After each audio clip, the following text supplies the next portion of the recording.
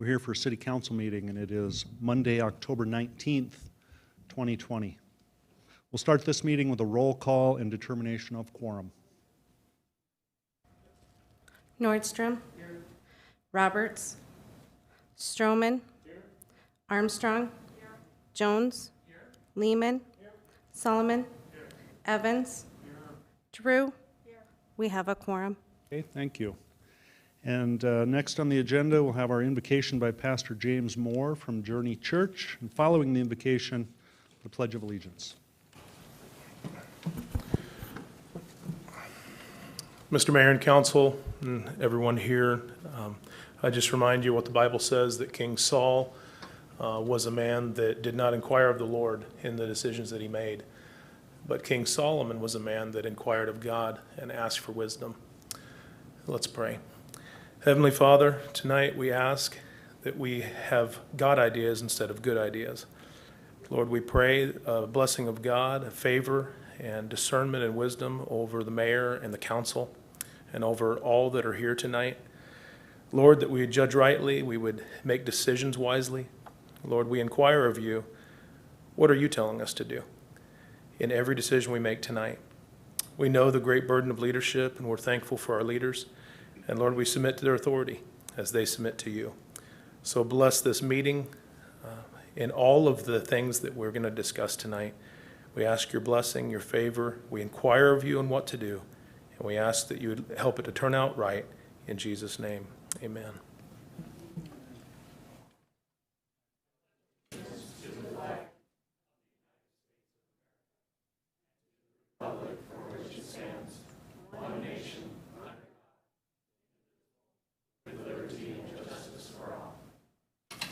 Thank you, everyone. Next on the agenda, the adoption of the agenda, and this is where members of the council may adopt the agenda as written, or they may make certain alterations to it. And Richie Nordstrom moves to adopt the agenda as written. Second by Jason Solomon. All in favor of adoption of the agenda, say aye. Aye. All opposed, say no. That motion carries. Now on to awards and recognitions. Our item 1 on the agenda is the Sustainability Committee Award presentation to Black Hills Farmers Market, and I would call up Mrs. Eller to present this award. Bring anyone else that you wish.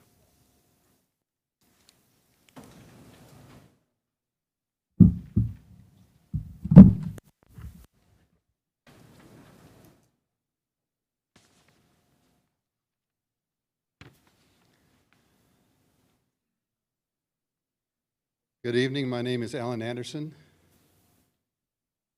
As a member of the Rapid City Sustainability Committee, it is my honor to present to you our reasons for presenting this particular award tonight. The Black Hills Farmers Market, led by its current manager, Barbara Cromwell, who couldn't be here tonight, unfortunately, has earned a 2020 Sustainability Award from the Rapid City Sustainability Committee.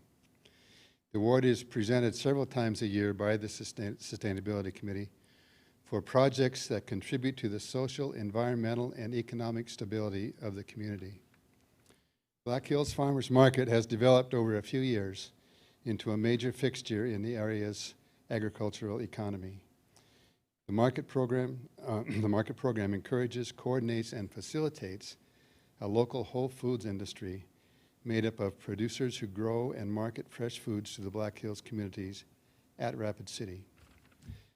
This local food market encourages fresh food consumption, reduced overall transportation costs, local job development, preservation of community family farms, and community sustainability values.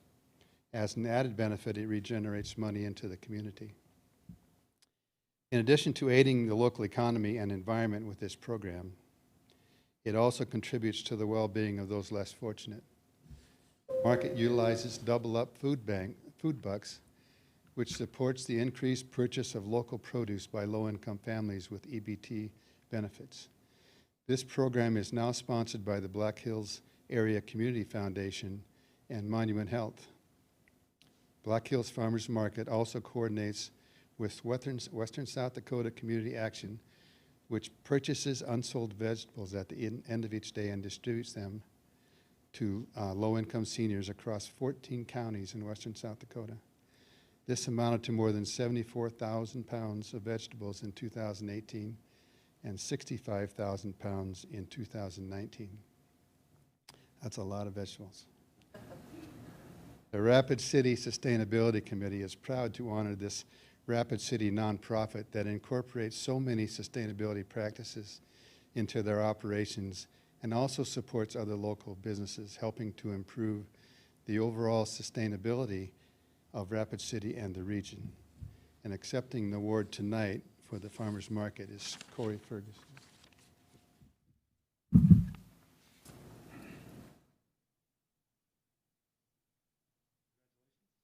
Thank you for all you're doing.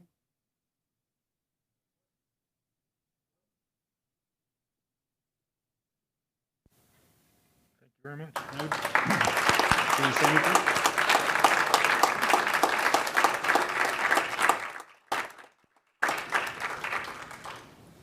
Well, on behalf of myself and the City Council, I'd like to thank the Farmers Market as well, and also the Sustainability Committee for doing such a great job in recognizing our great community partners. And now, item 2 on the agenda is the annual update and presentation from the Sustainability Committee. And the floor is yours.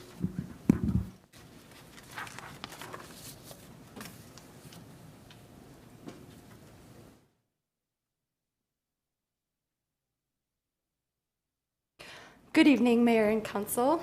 We are here tonight, the Rapid City Standing Committee on Sustainability, to present our annual report. We do this once a year. We were last year in August of 2019. We've had a really busy year. We're going to try to keep this short, but we have a lot to go over tonight.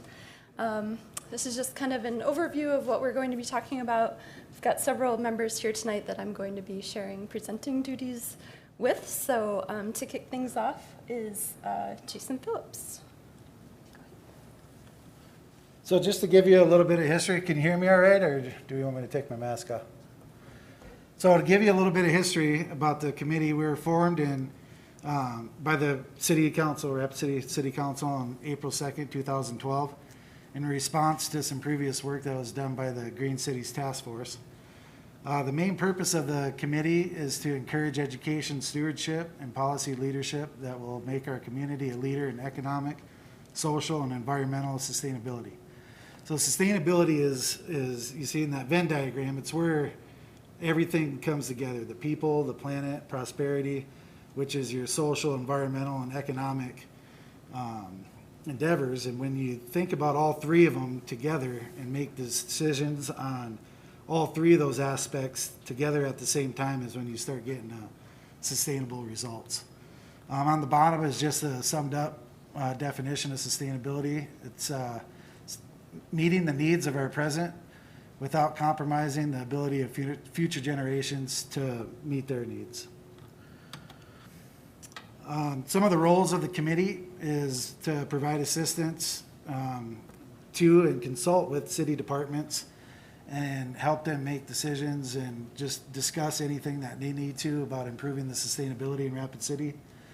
The most important thing for you guys to take away is we're here for you guys as a resource to the City Council. We're formed by the City Council, and so any questions that you guys may have on sustainability or want to discuss, we're here for you guys to help. We recognize sustainability efforts, as you just saw with handing out awards, educate citizens on sustainability through different events, panel discussions. We have a Facebook page, so we try to do as much outreach as we can. Coordinate with other city committees, community organizations, and individuals. And we represent the city as much as we can at different events that the city has.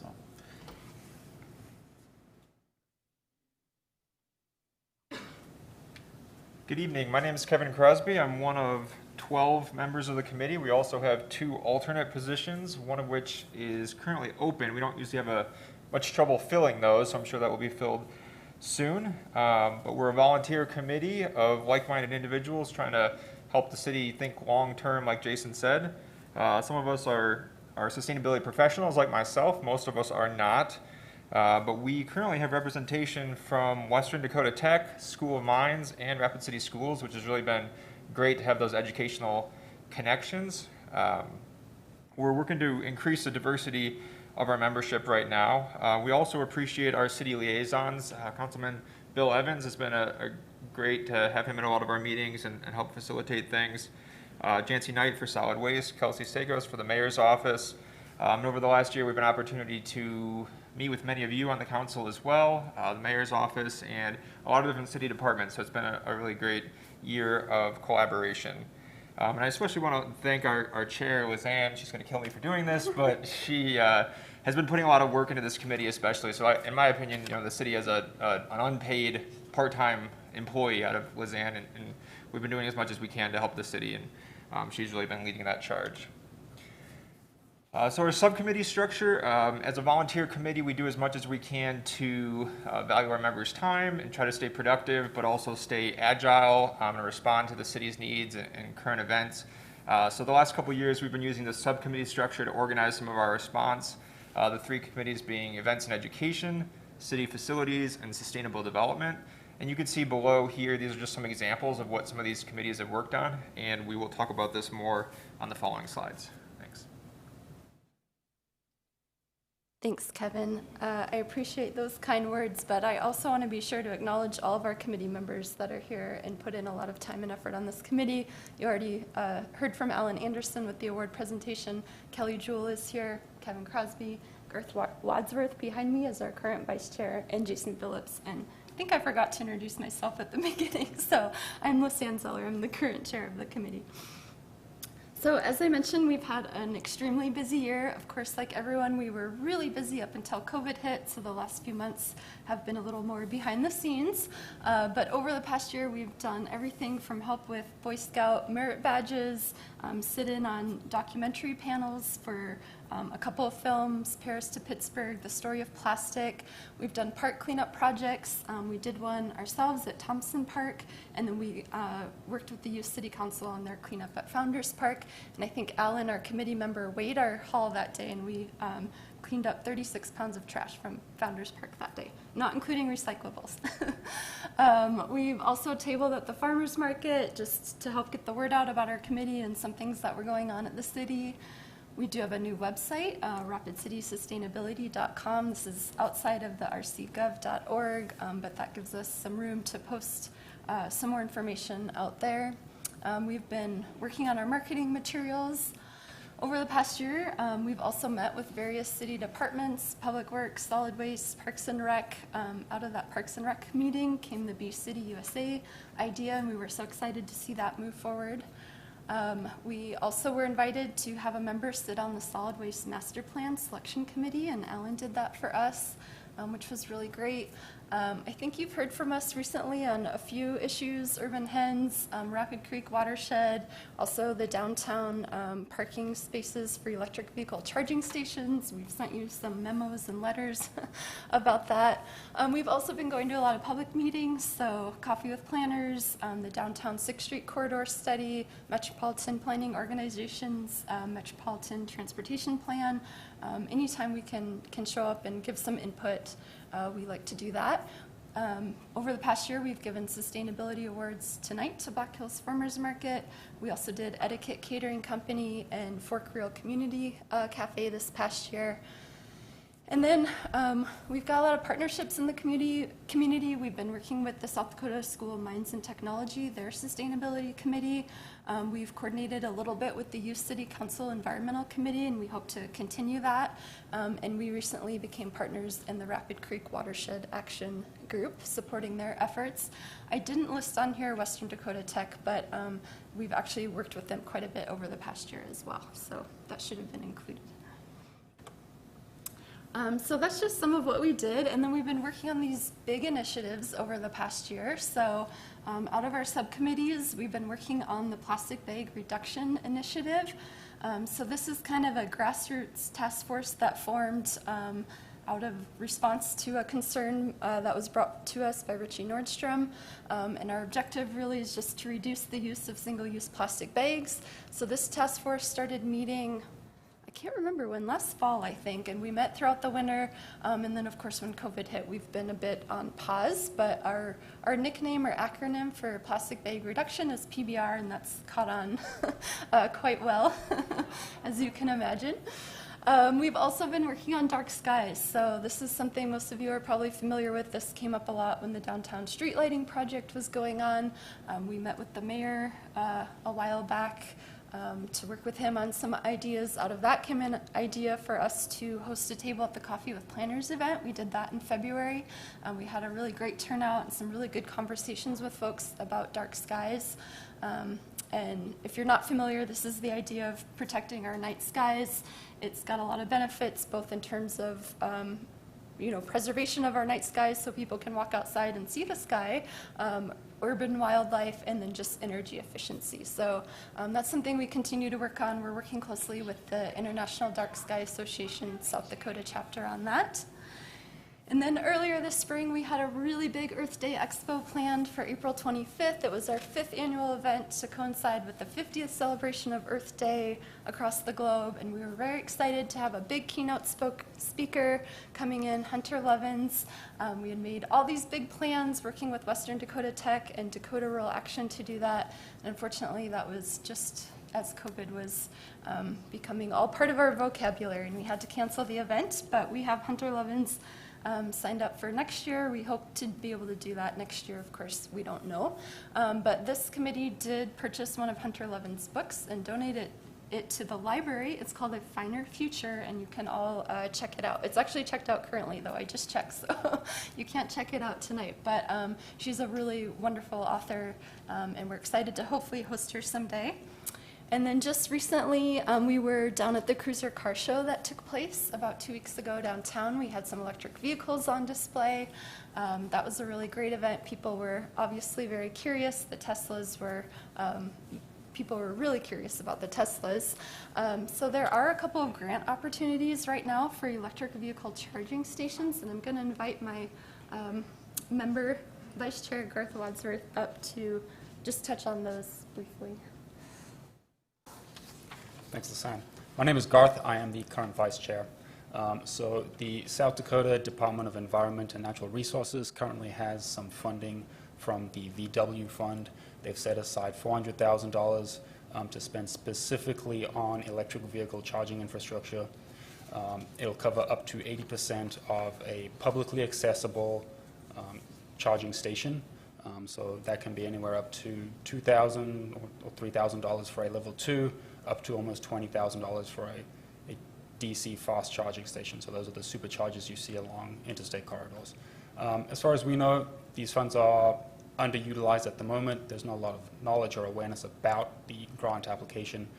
So we set up a web page on our website to connect people with, one, the applications, and then two, people to help them kind of get all the documents they need in order to apply for those funding opportunities. So quick plug, if you want to look at those, that is rapidcitysustainability.com/EVs, EVs plural, or just get in touch with one of us and we'll be happy to help you out. Thanks, Garth. So that wraps up what we've been working on, and of course we're going to carry forward on many of those initiatives, but up next is Kelly Jewell to talk about our future direction.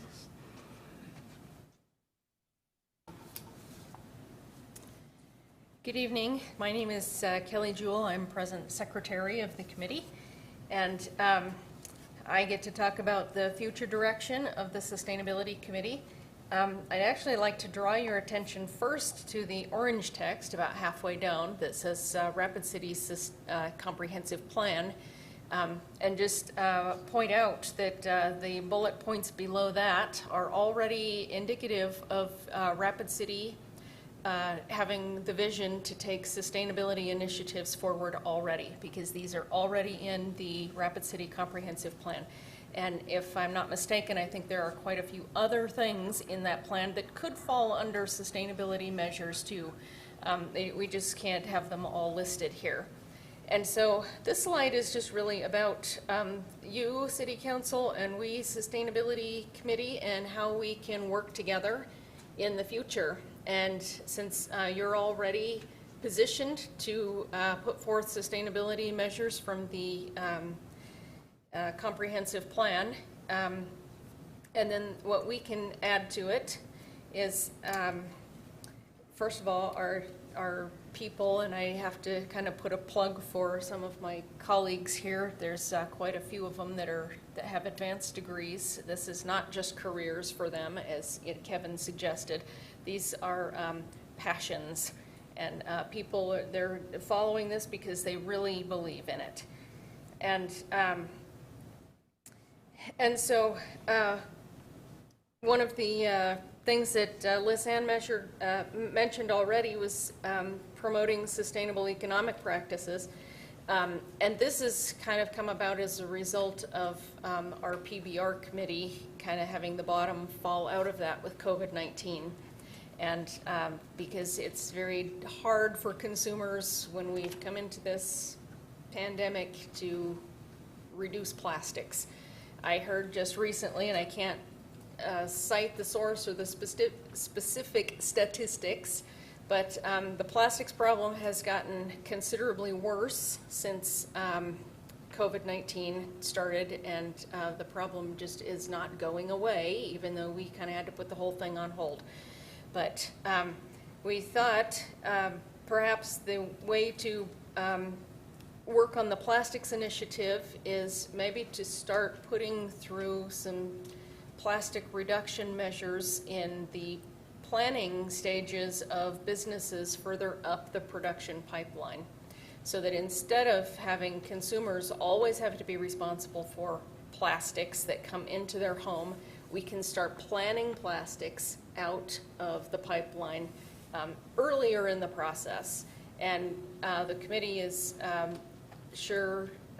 welcome to give feedback or advice or resources or ideas on how to promote some of those things if people are interested in that.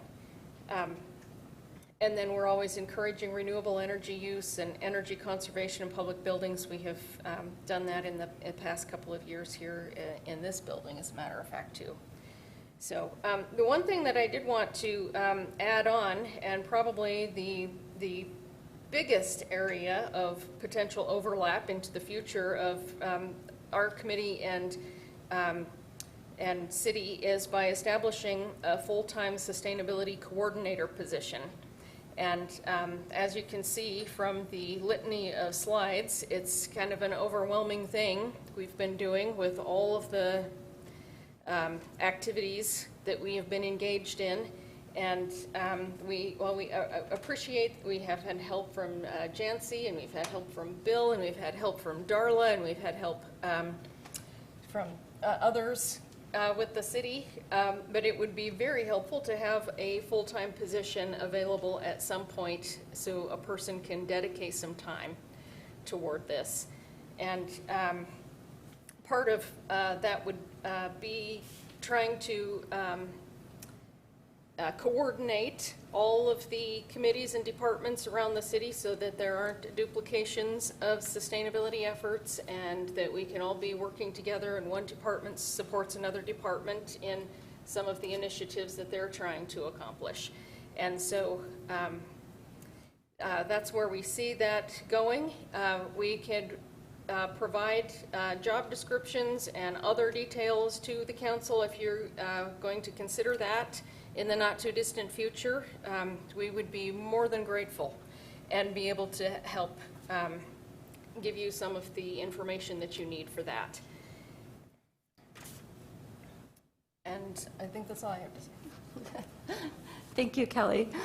So expect to hear a lot of us in the coming year. We do just have our final slide here that talks about our meeting schedule, which is the second and fourth Mondays of the month at 5:30 p.m. Of course, everyone is welcome. We have been holding those on Zoom as of late. So we will take questions here in a second, but Corey Ferguson put a bug in my ear from the Black Hills Farmers Market. He wanted to say something. So. Well, Mayor Allender, he kind of caught me off guard when he gave me the opportunity to speak, and then I had a chance to think about it. But I just wanted to say thank you very much to the Rapid City Sustainability Committee on behalf of the Black Hills Farmers Market. We're very proud of the sustainable practices we've been able to implement, and And we're just beginning. There's the Black Hills Farmers Market, I think, is a important part of this community, and we're proud to be a part of this community, and hope to do a lot of great things in the future. So I just wanted to say thank you very much.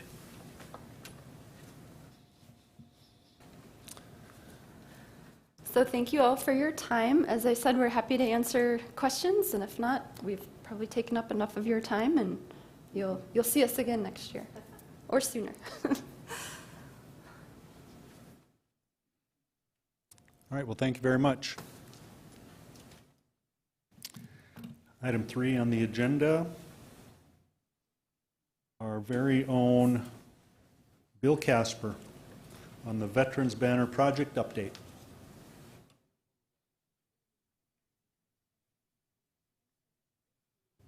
Thank you, Mayor. Good evening, Council. Quick synopsis of the banner program. We started out 4 years ago with 18 banners. This year we put up 180. So we think the program is pretty successful, and it's going to ongoing. We put new banners up on West Main all the way out to the guard camp and on Canyon Lake Drive. And if you want to see an impressive view of these banners, go out West Main to Sheridan Lake Road, or excuse me, Susan Drive, and turn left on Susan Drive and go down to Canyon Lake, and then just follow Canyon Lake over to Mountain View. There are 28 banners all in a row. Pretty impressive up there. We did put up our first Lakota Code Talker this year. Richard Brown honored his father Garfield Brown, who was a code talker in World War II. You may have seen the program on TV or in the newspaper. Richard held a smudging ceremony complete with singers and drummers while the banner was being put up. And interestingly, I was standing there and a gentleman came up to me and wondered what was going on, and I explained to him, and he said, well, I'm from Texas and we've never seen anything like this down where we're from, so we got a little bit of publicity or viewpoint from somebody else. Council members, Darla Drew's dad is up again this year on the Memorial Walkway. Richie's father is up on Main Street, right across from Parks and Rec. And I didn't realize it until I started taking the pictures back to some of the sponsors, but Jason's grandfather is up on a banner, I believe, on the corner of 2nd Street. And Greg, I think you got an application that you're going to sponsor your dad, so we're happy for that. We did have to battle the wind quite a bit this year. We had a terrible windy last week and a half, and some of the banners came down. One of them was turned in. We found another one. One got wrapped around a light pole, but again, I have to give special thanks to Parks and Rec. They've done a fantastic job of cooperating with us and making sure that these banners go up. We've got 25 applications out for next year already, with 10 of them in. And again, we're still working on the Veterans Alley idea. That hasn't gone away yet. We've run into a couple of snags with the Historical Society, but we'll see if we can't work around that.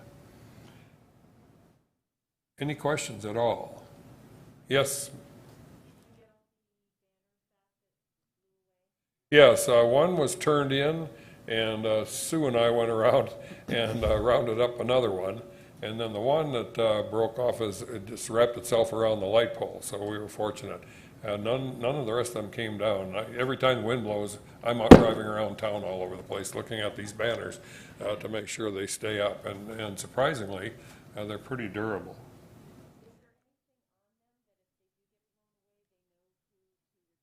You know, that's a good point. There isn't. And that's something I maybe should figure out somehow, put on our website. Yeah, please return to small reward.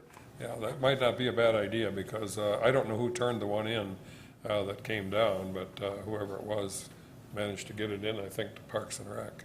But that is a good point. Okay, I'd like to finish my synopsis of our work for 2020 with a short story and video about one lady's reaction when she saw her late husband's honor banner up on St. Joe. And we've had, again, several families that have come in from out of town to get their pictures taken. A lot of family members here in town have come in and stood under their banners, and we're quite proud of that. This is Carrie Baker. She lost her veteran husband Ronald in January of 2019. Ronald served in Vietnam, then went on to serve for 30 years in the South Dakota National Guard. Her sister Jennifer and her siblings sponsored Ronald on an honor banner, and Carrie knew nothing about this. So one Thursday afternoon, Jennifer took Carrie downtown under the guise of having to do something at the bank. And this short video that was taken, it really needs no words, but it's an example of just what this project means to so many people and why we feel the project is so important. So if we could have the lights down and hopefully the sound will work. Baker. What? Come over here. What are you doing? I always think I sound like Aunt Gladys when I say talk in that low voice. What are you doing? Who would like that picture of Cousin Everett, I wonder? Oh, no. Are you still photographing me? Why are we doing this? Okay, now look up there.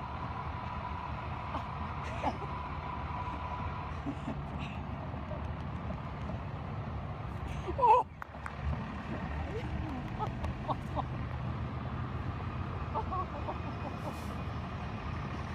You're gonna make me cry. Oh God, I love it.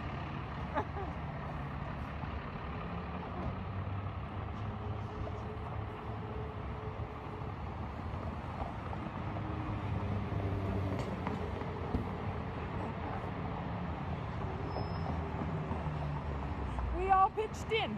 Oh God, that's so wonderful. Oh my God. Thank you. Nice job, Bill. Jason Solomon. Thank you. And actually, I was going to share a similar story as that video. So my posted a picture of the banner. My grandparents, my grandpa Solomon in California saw it, called me, crying his eyes out. That kind of honor, it echoes and ripples out from beyond here. I just want to thank you for creating that moment for us to share with him, and it meant a lot to my family, and so I do appreciate all of your effort.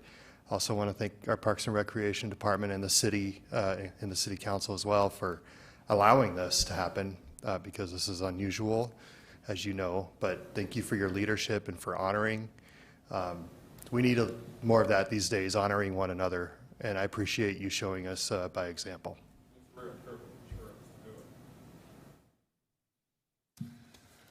All right, thank you. Next on the agenda is a Municipal League elected officials workshop update. Darla Drew and Pat Jones.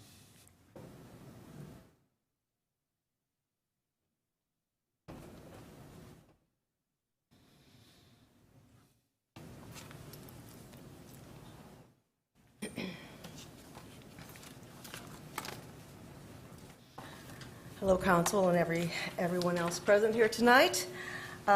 We attended the South Dakota Municipal League conference. It was September 2nd in Pierre. I was just checking with my colleague there.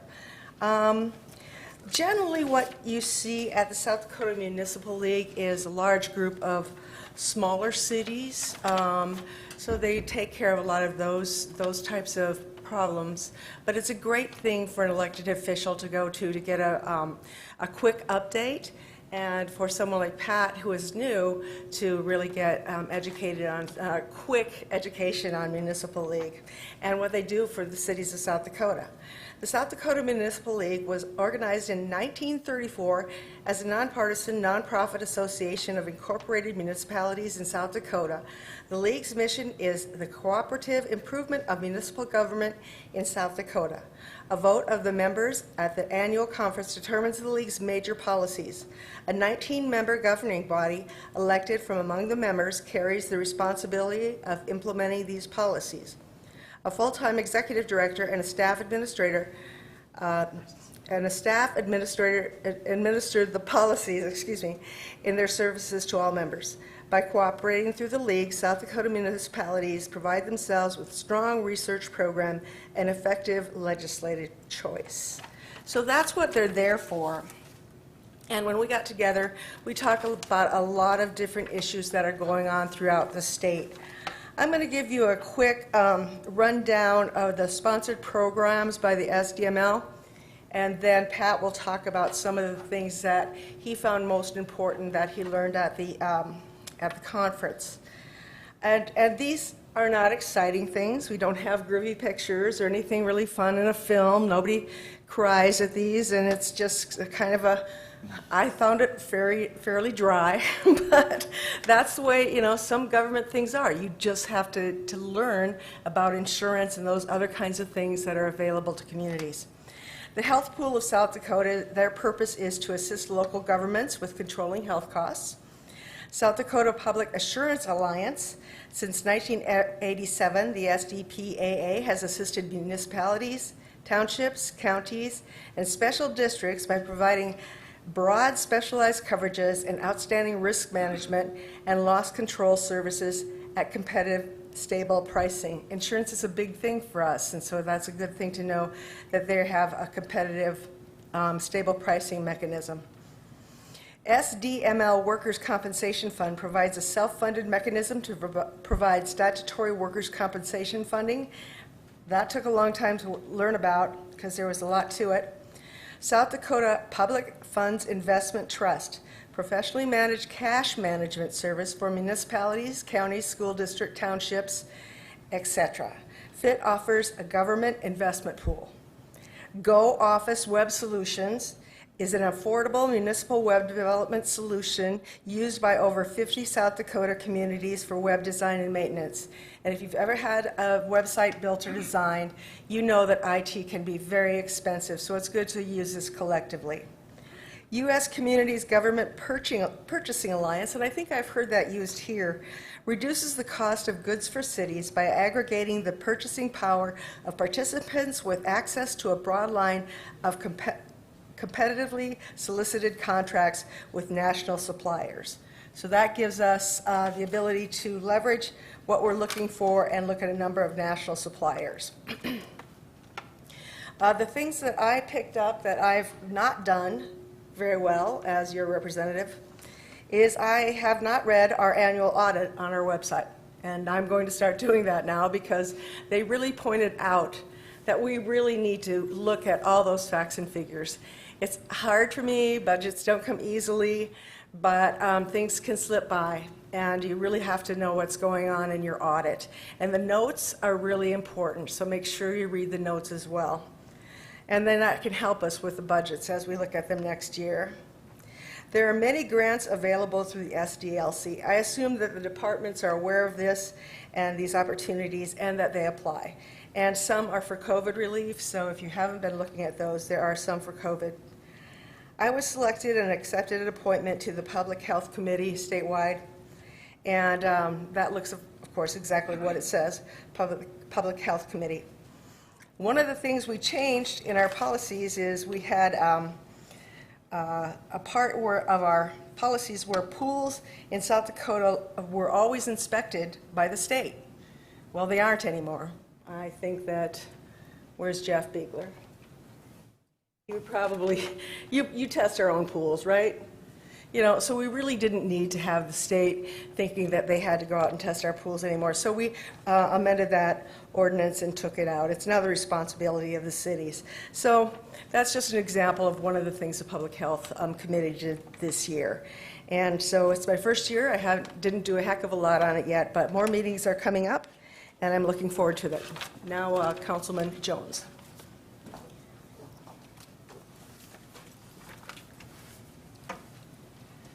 Thank you, Darla. First of all, I want to say thank you for the opportunity to get to attend this. I was on the City Council many years ago when I was in lead, and a lot of things changed over the years, so it was good to get there and learn and just get updated on the very important work that we do. I placed at all of your workstations an agenda for the day, and then also some talking points that I just want to hit quickly. A lot of people were a bit nervous about being at an event like this in a hotel in the midst of COVID. They did a fine job of social distancing. It was basically one person per 8-foot table. It was spread out throughout the whole room, and I think that was well done, so we appreciated that. It started and ended on time, which is always appreciated because everyone had a drive when they left. If you've ever attended an event at the Ramkota, you've probably experienced the well-known dry chicken breast that they serve for many of their meals. Fortunately, we avoided that as well, and they served a nice lunch. So it was a very good day. You can review the agenda there. Let's see, dry, like you were talking about? Absolutely, every time. So the points that really hit home with me that they said you want to make sure all your contractors that you do business with carry their own workers' comp insurance. Rapid City knows how to conduct business. And sitting there, hearing them say these things kind of made me very proud to be from Rapid City in the fact that I know we know how to do business. They told some horror stories about other towns that didn't do some of these things and how it came back to haunt them. But these are important things that we all need to know. Need to identify in our contracts who we hold harmless and who we indemnify should there be problems down the road. If complaints generate a service, like code enforcement or speed patrol or that kind of thing, if it's a complaint-generated service, complaints must be documented in order to support the response. This many complaints generates this much service. So they say if any of your departments operate in that manner, you need to keep track of the complaints. Are we doing consistent background checks on all new hires? Are we disposing of city-owned property properly? And that topic comes up with us often, and so we know how to do that. This next one is probably the biggest one to me, is how public is our bid and bid opening process. Personally, I would like to see bids opened at these meetings so we can be part of it and the community and those that choose to watch can see the bids opened, know who bid, know what the prices were, etc. But they said to really review your bid process, the bid opening, and see how that's done.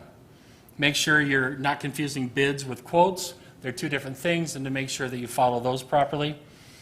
How many sets of eyes review the financial statements, and not to imply that anyone's doing anything wrong. It's just a good way to do business. Is the audit posted on the city website? And of course, ours is.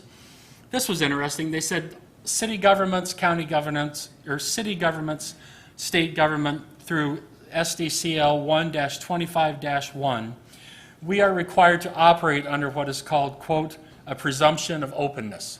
In other words, everything that we do is supposed to be done in the open according to state law. And I thought that was an interesting statement. And just advise us to be careful with how we use email and other things. So it was very good. I learned a lot, and I appreciate the opportunity to attend. So thank you for sending me. That's it. All right, thank you. Item number 5 is a presentation on the bridge re-inspections from Bros Engineering on behalf of the FHA and the South Dakota DOT. Thank you. By way of introduction, my name is Bruce Wilsey, and this is Spencer Doctor with Bros Engineering. We had the pleasure earlier this year to perform bridge inspections on all 33, I believe it was, what's called NBIS structures in Rapid City. An NBIS structure is basically just a structure that's over 20 feet long, if you will. By our current retainer agreement with the South Dakota Department of Transportation, we are required to, it's kind of a new requirement, we're required to report to you folks and kind of give you an update or a synopsis of our findings. And in that process, we did put together a document that you should, I believe you were presented with. And rather than go into all details about all 33 structures, we did provide all of our complete inspection reports to your city engineering staff and to Dale here at a meeting this afternoon, and went over a number of other issues. So we have been communicating with the engineering department through this process. I'd like to take the opportunity now, we'll just start stepping through a little bit of our findings. What we did is we kind of condensed what I called significant findings so that we don't have to go into great detail about all these things. I guess primarily to give you the opportunity to ask any questions if you have any. And so if you would, I'll start with what we call it's the structure number that's at the top of the page there. I'll start right out. We have a half a dozen of these that we've kind of highlighted that we wouldn't mind touching on. Starting with structure 52, 372, 320, this structure is a timber beam bridge, basically west of the fish hatchery out in that area. It's a limited number of residents that it serves. We've been looking at this structure for several years. It does have some defects, some split beams, et cetera, and it's load rated accordingly to that. We haven't noticed any significant decay over the last couple of inspection cycles. I should mention, for those that aren't aware, Federal Highway Administration requires structures to be inspected every 24 months unless they meet other certain conditions. So it's a regular program. We're not really recommending anything on this structure at this time.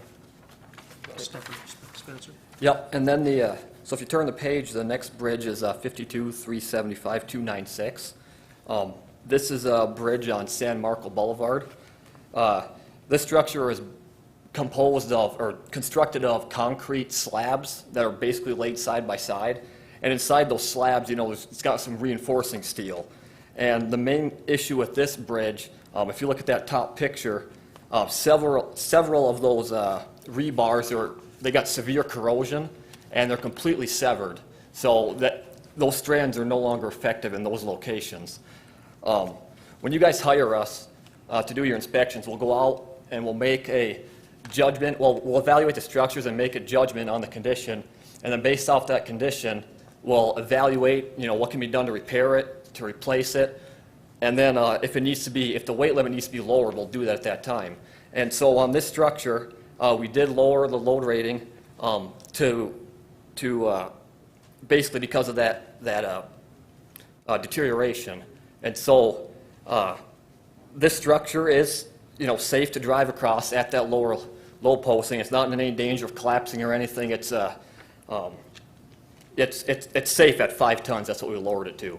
And so the structure has also received an FHWA grant for replacement that you guys had applied for, and I believe it will probably be replaced in the early 2020s, somewhere around there.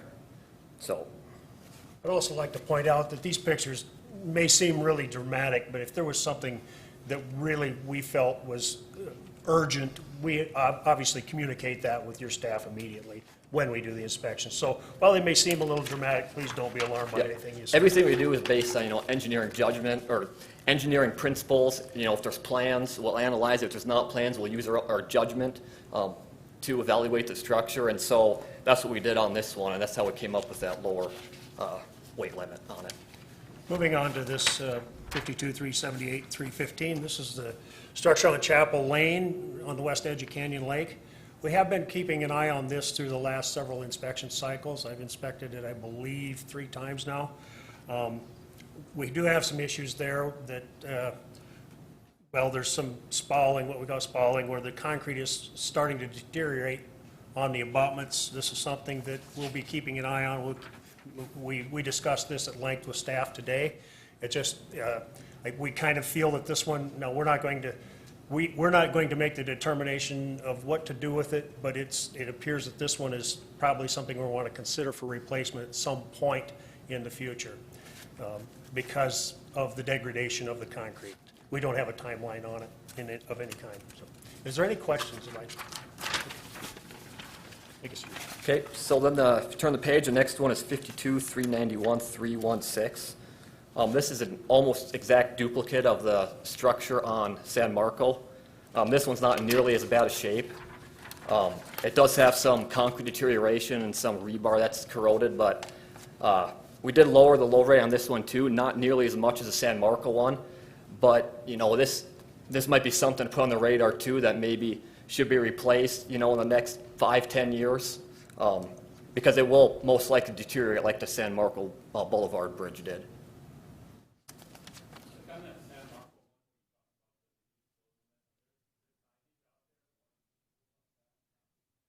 Not at this time. We communicated that this morning with the staff, and they're working on it. Yep.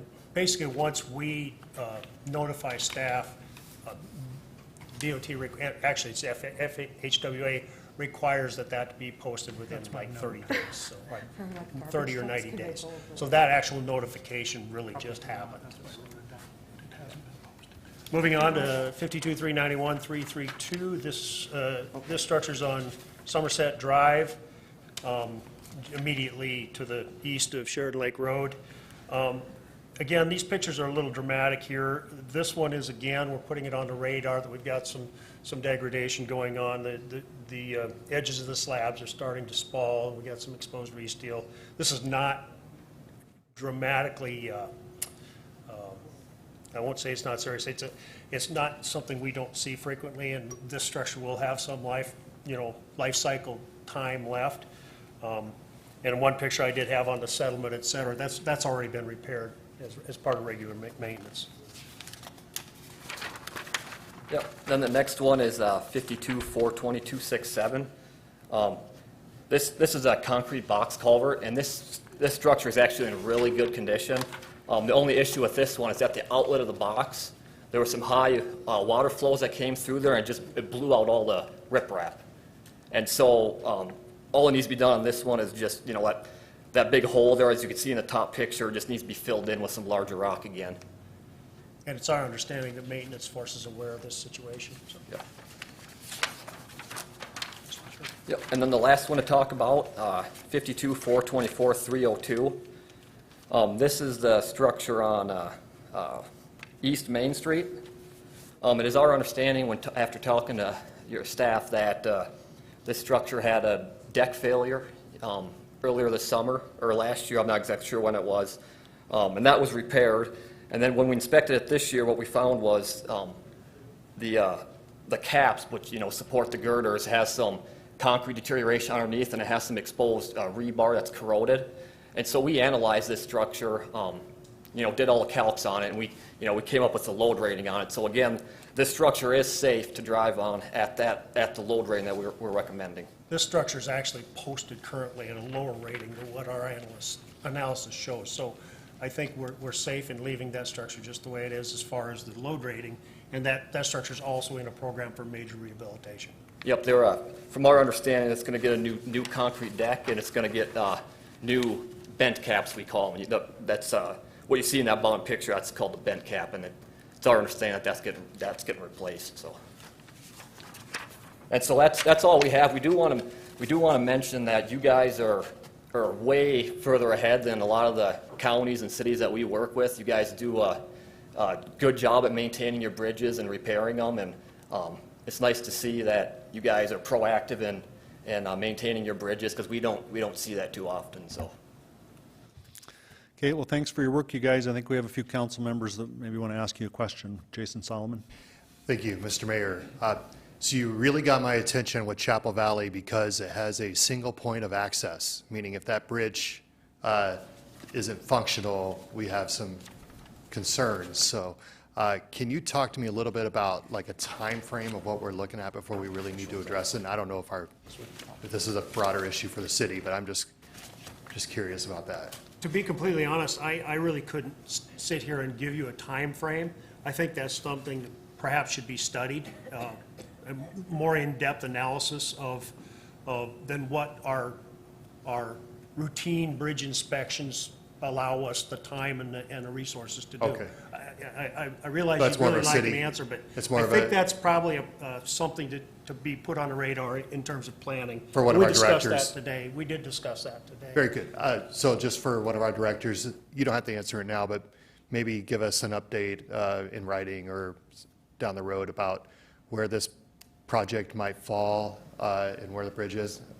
And actually, it looks like Mr. Tech is approaching because he seems to know the answer. I So- would like to again mention, though, that, again, this is not something that's in an imminent catastrophic type situation. This is normal degradation that we see, but yes, we want to put it on the radar. And I know, but Chapel Valley has that, it's the only way in and out, and I have to protect them, make sure I know what we're looking at here. That's a great question, Alderman Solomon.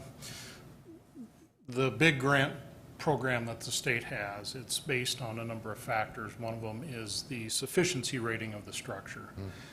So the structure has to be in a poor enough condition to be able to do either a rehab or a replacement on it. This structure over Canyon Lake has not even made that list yet. So we've got time, and we keep an eye on it. Just as he had mentioned earlier, these bridges get inspected every 2 years, and some of the ones where the sufficiency rating is low enough, they're inspected every year. I think out of the 6 that they mentioned, 3 of them are already programmed for work in the upcoming years. So we're doing really good keeping up on that. Actually, the very first bridge that was mentioned is also a one-way in, one-way out structure. It's not a problem. Do that all the time with bridge work, where you work on a half at a time. Certainly traffic control becomes an issue, but there is never complete block off of traffic where people can't get in and out. So that's always taken into account when the projects are identified for construction. Thank you. And it's a great reminder to us to make sure that we have at least 2 points of access in and out of new developments, including especially bridges. So I would like to point out just briefly, though, that the no other access, in other words, a dead-end road serving a large traffic volume, if that becomes a need, that will drive that big grant score up quite a bit, in addition to a sufficiency rating. So there's other factors that go into that big grant calculation. very good. Thank you for your time. Pat Jones. Thank you very much, Mayor. In the report, you have, with each one of the ratings, you have the letters SU and a number, and then COMB. Can you define what that means, please? Okay, so when we're load rating bridges, there's basically 7 trucks that you got to analyze. The SU stands for a single unit. So that's basically a truck that doesn't have a trailer on it. A straight truck. Yeah, so it's a single unit truck that doesn't have a trailer. And so it was a couple years ago, they came out with, they're called special haul vehicles, and they have 5, 6, 7 axles. And so you take all those, and whichever one's control, or what you post on the sign. The combination is, the combination includes a semi-trailer. And there's 2 trucks you got to analyze for that. It's the Type 3 and the Type 3-2. And so, yeah, whatever controls out of those, that's what it gets load rated to. Thank you very much. I yield my time. Thank you. Darla Drew. Never mind. Bill Evans. I do have a question about design considerations for the future. We all know that, if you build an arch bridge out of stone, it'll last 2,000 years. We've got them all over Europe that the Romans built.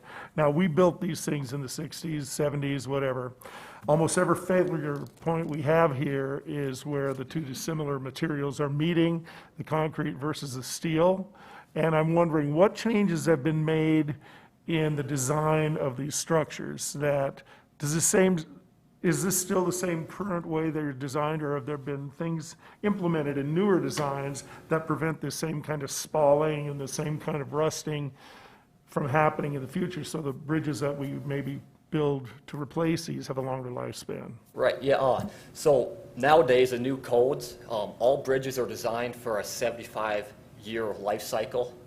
And so, like in decks, and like bridge decks and other components, the reinforcing steel is now epoxy coated, so that it doesn't get any of the salt effects on the steel, and so that helps a lot. It doesn't deteriorate as much. And another thing, we see this a lot, is epoxy chip seals on bridge decks can significantly reduce deterioration on the underside of bridge decks.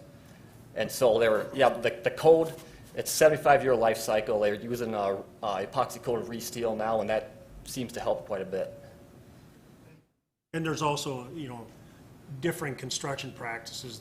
The construction management on projects today is a lot tighter than it was 50 years ago, quite frankly. And most of the bridges that are built now, nowadays, most of them are pre-stressed girders, and the ends of the beams are cast into the back walls.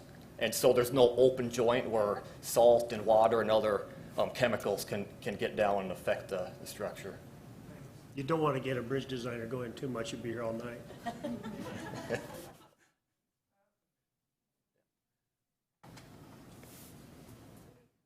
Richie Nordstrom. Thank you, Mayor. That was me. I pushed the wrong box over here for getting in the queue, so now I think we're on order here. The rest of the council members asked some very good questions, and they took most of my thunder, so you answered all of the questions. And generally, what I was thinking of is the big grants, and if we can get access to them, and then what we will be doing also next is when you're in conversation with Director Tech, and we'll be bringing these forward on the CIP committee, I presume, and a lot of that stuff will be discussed at the committee level with the CIP. You folks aren't responsible for picking out a dollar amount for estimating the engineering costs of replacing, fixing, maintaining? That isn't your job? That is, as far as the replacement cost, that's usually part of the PE grant or the professional engineering grant process of the big grant program. That's usually handled at that point, not during the routine bridge inspection work that we've just done. That's more in-depth analysis of cost.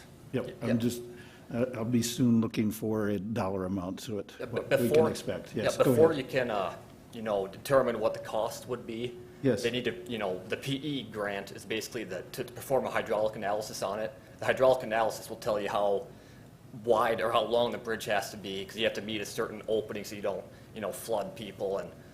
And before you can get a cost estimate, you really need to know what type of bridge you're going to be putting in. Thank you. Gentlemen, I appreciate your checking into this and doing the job that you did. So I want to thank you for that. And we'll look forward to the next step in the process of what we have to do. Thank you. I yield. Okay, thank you, everyone. And that will be the end of our presentations. And now we'll go to Pat Jones for a point of personal privilege. Thank you very much, Mayor. I just want to remind everyone that lives in Ward 1 that the voting for the new representative to serve from Ward 1 begins today and runs through Election Day on November 3rd. So if you live in Ward 1, please make sure and get out to vote for your next council person that will be serving along with me to represent Ward 1. That voting started today. If you already voted in the general election, you can still vote in this. This is a special election. The regular one's called the general election. So if you already voted, please go down to the Pennington County Administration Building to vote for Ward 1 candidate, or you can do it on Election Day. There are two candidates running, Tessa LaHaye and Ron Weifenbach. Please make sure and get out to vote so we have our second representative from Ward 1 elected in November. But please get out to vote for that. Thank you, Mayor. I appreciate it. Okay, now to general public comment. This is a time for members of the public to discuss or express concerns to the council on any issue not on the agenda. Action will not be taken at the meeting on any issue not on the agenda, except by placement on the agenda by unanimous vote of the council members present. We have two speaker request forms for general public comment. And the first one is Kaylee Sterud, correct? Sterud. Oh, Sterud. I apologize. Like staring is rude. Very good. Good evening, Mayor, Council, attendees. I'm Kaylee Sterud, a Rapid City business owner, and it's been brought to my attention that there is a petition brought to you guys that is requesting a mask mandate for our community. I am here to speak about not having a mask mandate. I personally believe that masks should be optional. I am in huge favor of the way, Mayor, that you have run our community with allowing people to choose whether or not they'd like to wear a mask, as well as our Governor, Kristi Noem, and that should be something that people choose on their own, and it should be a discussion between them and their physicians. The masks have not stopped the virus. The virus isn't going to go away, just like the flu doesn't go away. We're going to continue to have cycles of people getting sick, normally during the season changes. I personally do not wear a mask because I know what it does to my health. I will speak with my doctor about that, but the times that I have worked with people who are wearing masks, they always note that their oxygen levels are dramatically reduced, and that scares me to see others in a mask, because I know that that has a negative impact on your health and wellness. And the other thing that the masks I really struggle with, I have a 2.5-year-old daughter who is learning to talk and learning about emotion and learning all of that. So with a mask on, you can't read people's emotion. You can't see them talking. And I don't wear a mask so that my daughter can see the emotion on my face. She can watch me and watches me very regularly form words, and we'll be singing Twinkle Twinkle Little Star, and she's watching how my mouth moves and all of that. And to me, that is something that you get into the school aspect of it, that I think that especially elementary kids need to not have the masks on so that they can see their teachers. I am not a health professional. I am not here to talk about all of that sort of stuff. I just want you to get a perspective from a community member on the masks. I'm going to end this with, our faith needs to rest in the Lord and not in medicine. That fear changes the physiology and frequency of the body and makes us more susceptible to illness. So that scares me. Thank you. Thank you. And the next speaker request is from Jackie Roush.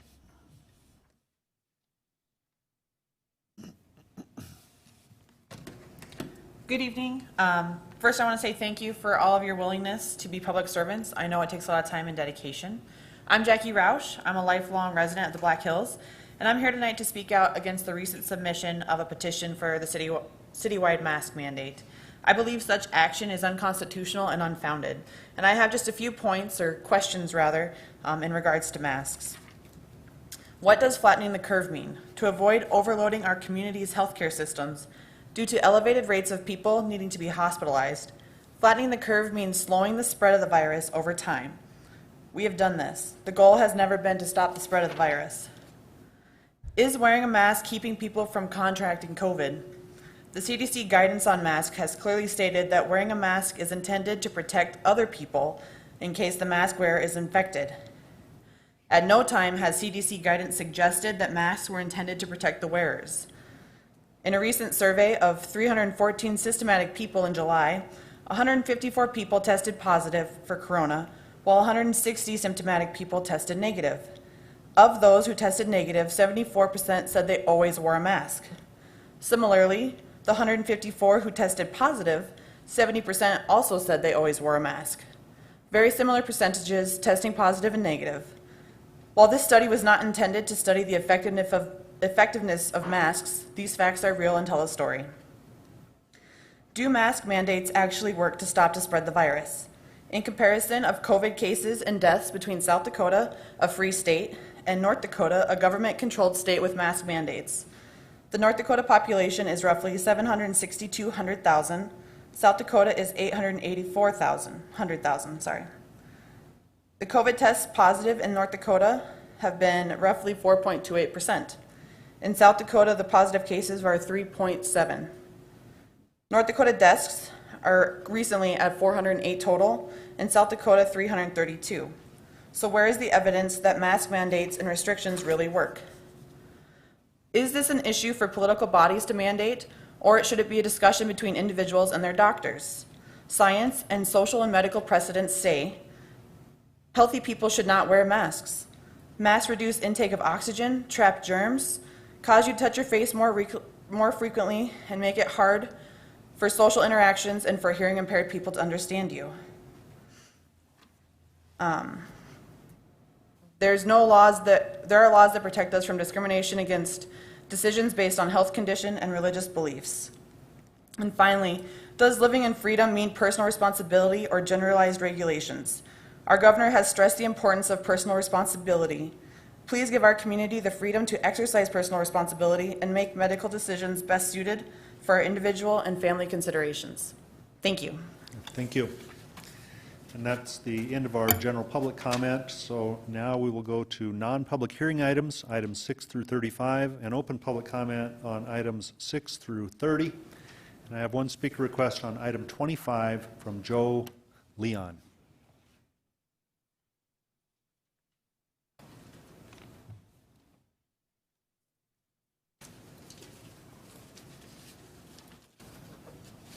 Hi, Council. My name's Joe Leone. I recently, actually, end of August, had a letter written to me saying I had to remove some debris from my property. I got a letter from a Clayton McLean, who's the code enforcement officer. On 7/9, I got the notice. On 7/20, 7/21, and 7/22, he went and redid the inspection, said the items were removed. However, my roommate, my tenant had just bought a couch and was right by my garage that day. Not the couch in question, but a different one, which it states here. And the following day, it was disposed of by whoever they had to do the service, Honey Done. So I have a bill of sale for that couch actually that took place on the 19th of August, and it was thrown away on the 22nd. So I'm hoping that maybe the fine for the original debris of 162 plus the other 100 could be dismissed because that was already taken care of, that trash, which it states Clayton does state that was disposed of. Yet the leather couch that was by my garage was disposed of the following day after his inspection.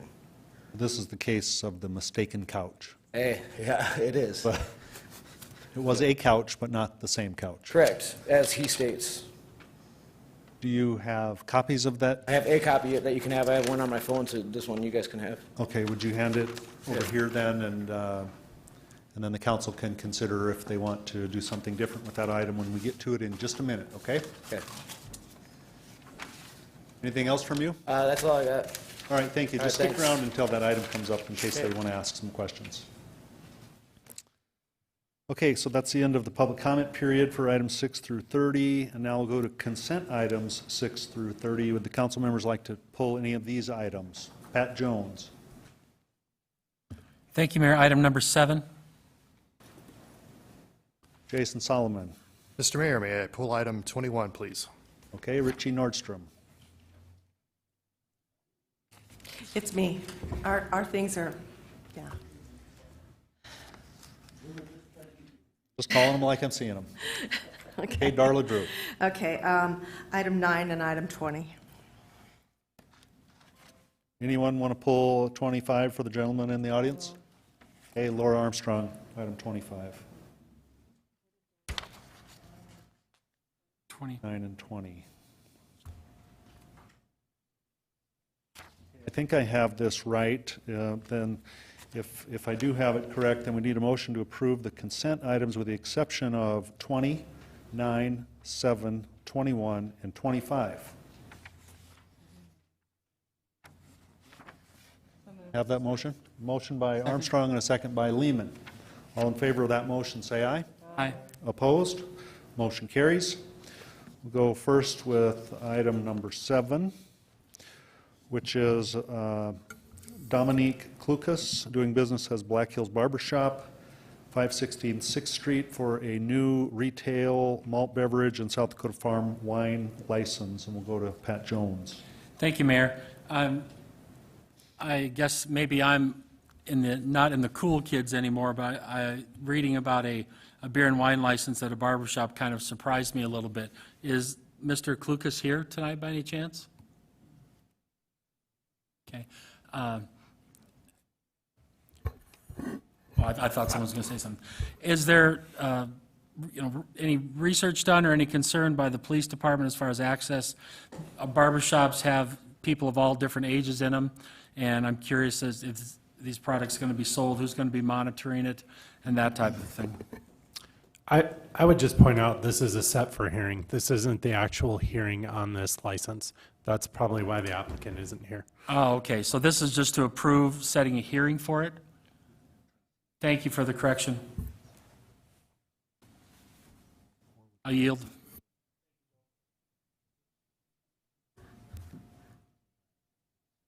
I have a comment. Did you push another button over there? Yes, it says Richie Nordstrom on my thing. Someone else have a button pushed?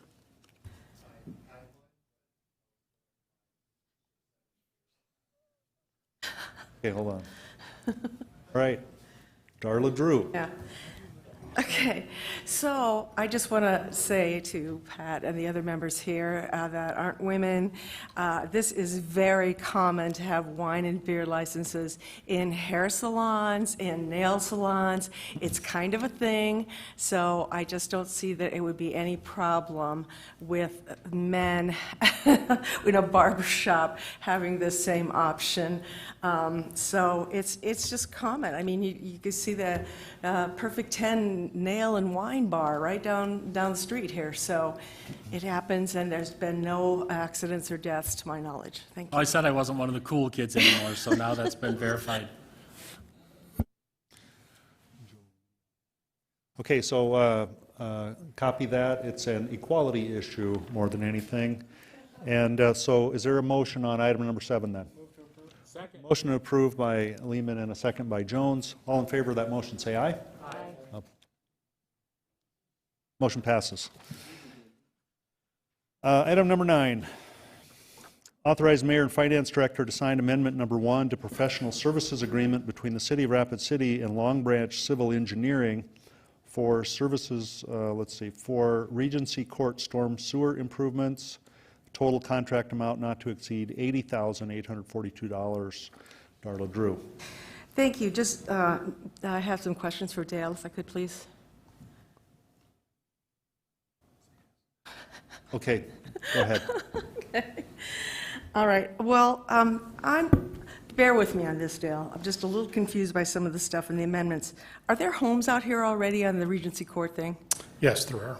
Okay, so we have a huge list of things that they need drawings for here, including, let's see here, the property layout, the easement layout, traffic control, stormwater pollution prevention, existing conditions, curb and gutter replacement.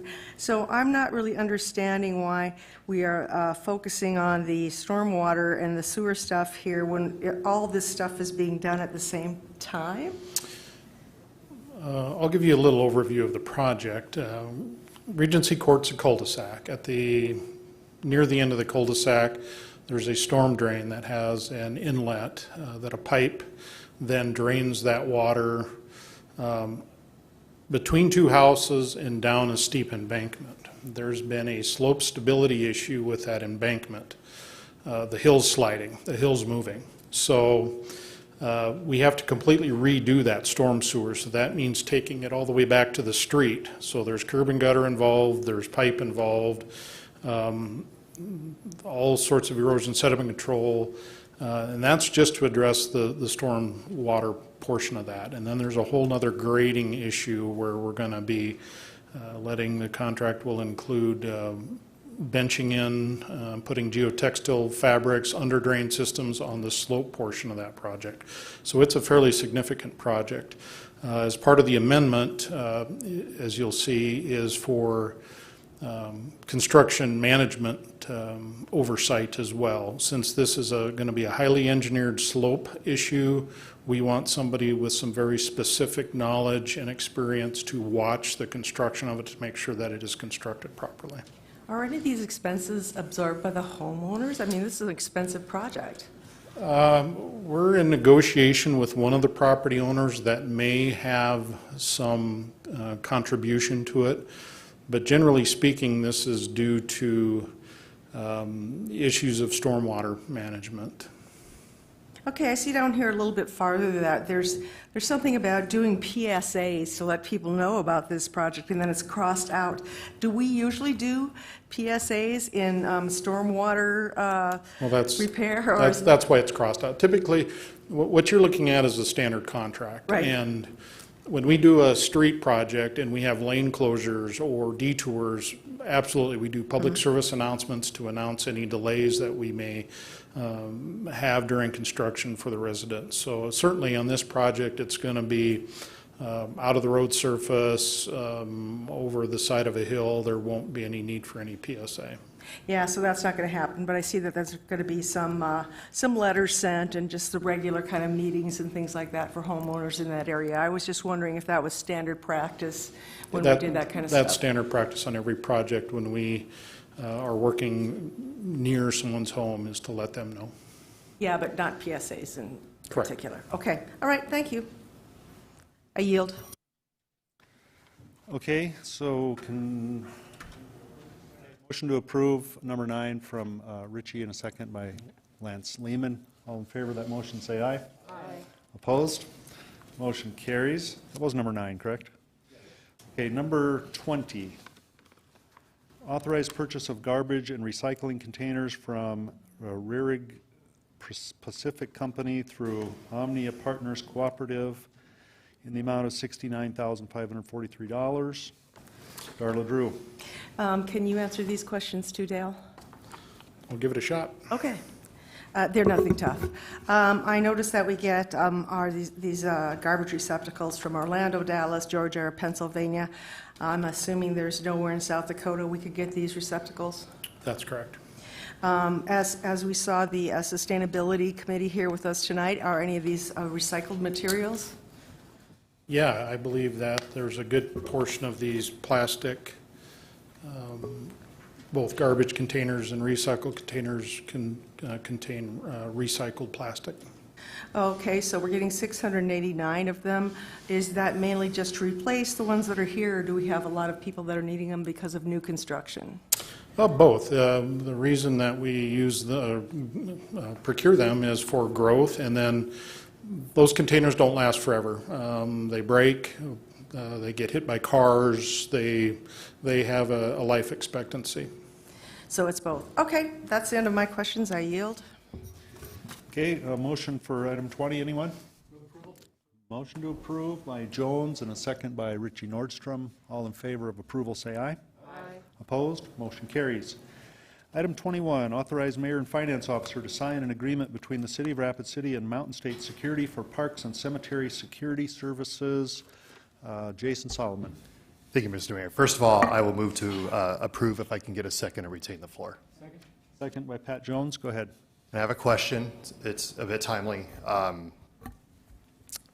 Does this contract for security services include patrolling creeks and bridges for people in need, especially during the winter months, and then maybe notifying law enforcement if there's anybody that needs to be transferred to shelter? No, it does not. This is a contract that we put together every year, and it's for security service to open and close gates at the parks and at the cemeteries. Also to double check all of our park restrooms at night to make sure that they are locked. So if one of the security people does come across somebody in need or some other situation when they're in the parks, they do notify the police department. But they are not specifically, through this agreement, going through and patrolling the creeks or anything like that. Okay, and I know that our police department does an excellent job of patrolling, especially during those cold nights. Do appreciate our law enforcement officers for what they do. And it's always good to have extra set of eyes if you see somebody to make sure that we get them to a safe place. Yep. So just thanks for answering my question. I yield. Thank you. A motion is to approve item 21. All in favor, say aye. Aye. Opposed? Motion carries. Now on to item 25, and this is approve resolution 2020-077, a resolution levying assessment for abatement of nuisances. We'll go to Laura Armstrong. Thank you, Mayor. I'd like to thank Mr. Leon for showing up and bringing this to our attention. Mayor, may I ask some questions, or actually refer to our Community Development Director, Mr. Ken Young, please? Yes. Mr. Young, I'd like your insight on this, if you don't mind. Yes, I spoke to Code Enforcement Officer Clayton McLean about this particular situation. There was some concern about how this all played out. My review of it shows that the code enforcement officers did handle this correctly.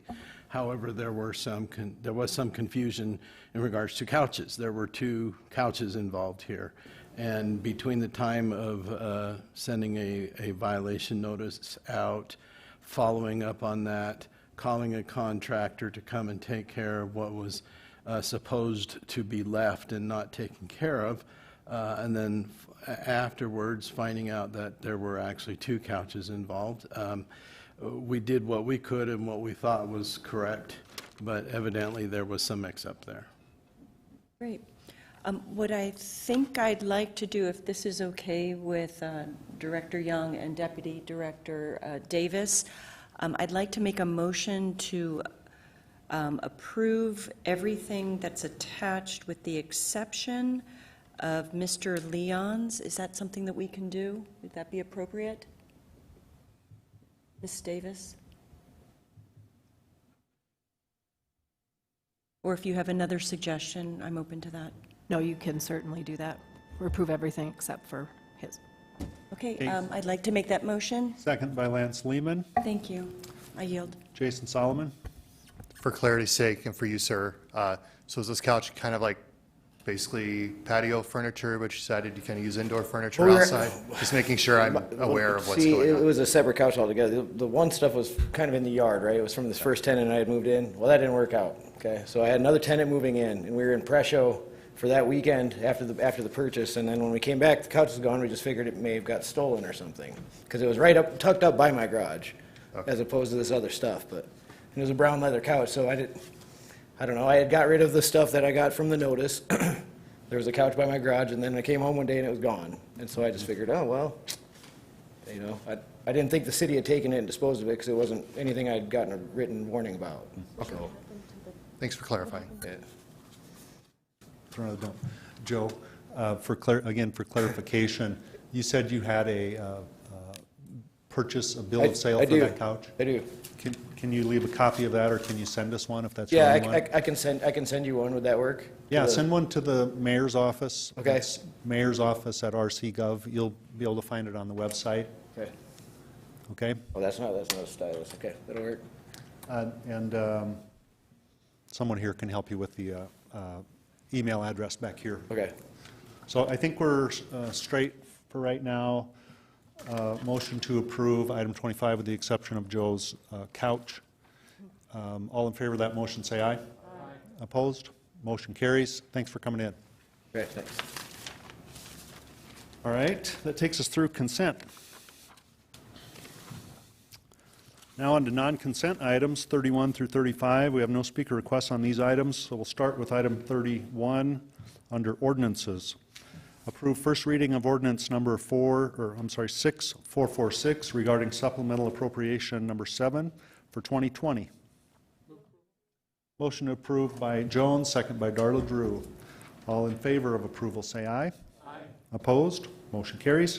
Item 32, approve first reading of ordinance number 6448, an ordinance to amend provisions concerning purchasing procedures and delegation of purchasing authority by amending sections in Chapter 3.04 of the Rapid City Municipal Code. Motion approved by Nordstrom and a second by Stroman. All in favor of that motion say aye. Aye. Opposed? Motion carries. Legal and Finance Committee items, item 33, approve resolution number 2020-080, a resolution creating a trial program for conducting official city business by combining the city's current public works and legal and finance committee meetings into a joint council working session. Second. Anyone want to speak on this? Anyone? Did I hear moving for approval by Jones and a second by Armstrong? Okay, we'll go to Richie Nordstrom. Thank you, Mayor. I was listening to the Legal and Finance Committee meeting, and one of the things that raised a flag for me was the not filming of this potential trial program. Since it's not approved just yet, so I'm calling it a potential trial program, and I approve of it. And what I'm concerned with is that if we start filming things like this or videotaping things like a work session, that sets a precedent, because the council does do work sessions separately from the dais as well. So for me, that raises a concern as a precedent when these work sessions are videotaped. So that's number one. The other item that I have on here is to suggest a change of the language in the, I believe it's the 8th resolution, whereas, is to clarify that the portion that says where it is debated and approved. I would like to have a discussion on this item to clarify that in order to have approve or deny, or you could use the same language that is in this first whereas, where it is debated and then acted upon. But it's the choice of the council, and it's just to clarify because not everything that we debate upon is approved. So that's the second item to consider. And then thirdly, what is suggestion for changes to the rest of the agenda. And for example, is that the following item in number 4 is a direction to staff.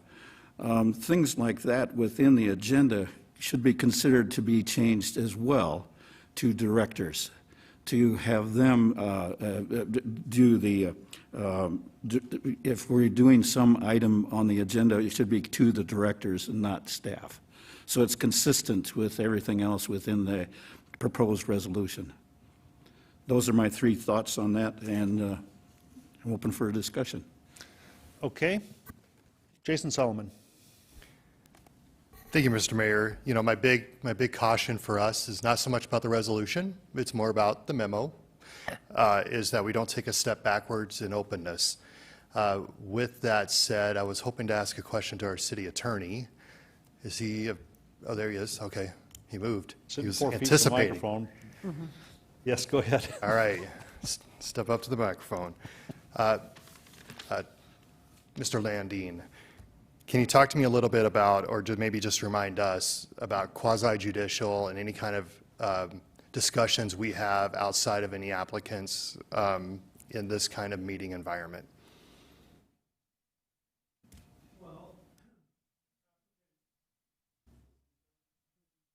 Mike?